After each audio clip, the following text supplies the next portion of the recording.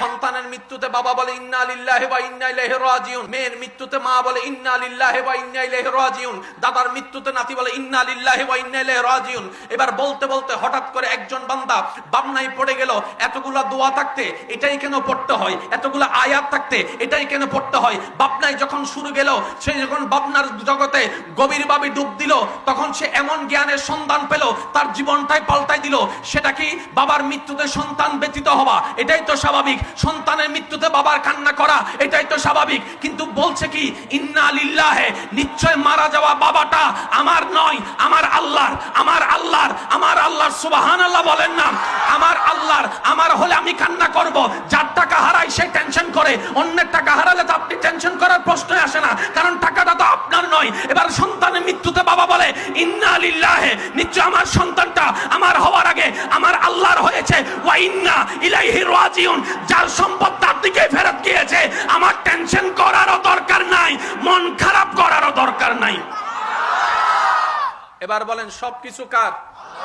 আওয়াজটা একদম ছোট করে বলেন, সবকিছু কার? সম্পদ কার? জমিন কার? জ্ঞান কার? দেহ কার? ব্রেন দেওয়া কার? চোখ দিয়েছেন কে? হাত দিয়েছেন কে?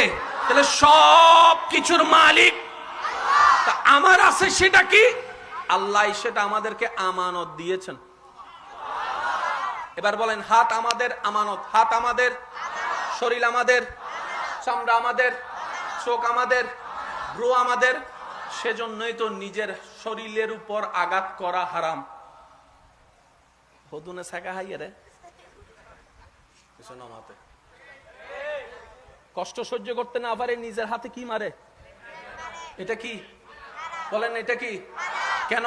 আল্লাহ পাক বলে যে সম্পদ তোর নয়, সম্পদ আমার, তোকে আমানত দিয়েছি, আমানত দিয়েছি।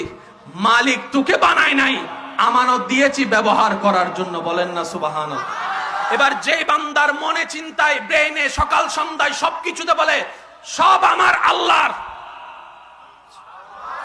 আর একটু জোরে বলি, এবার বলেন তাদের আর কোনো টেনশন, তাদের আর কোনো দুঃখ, তাদের হারানোর ভয়, পাওয়ার লোভ।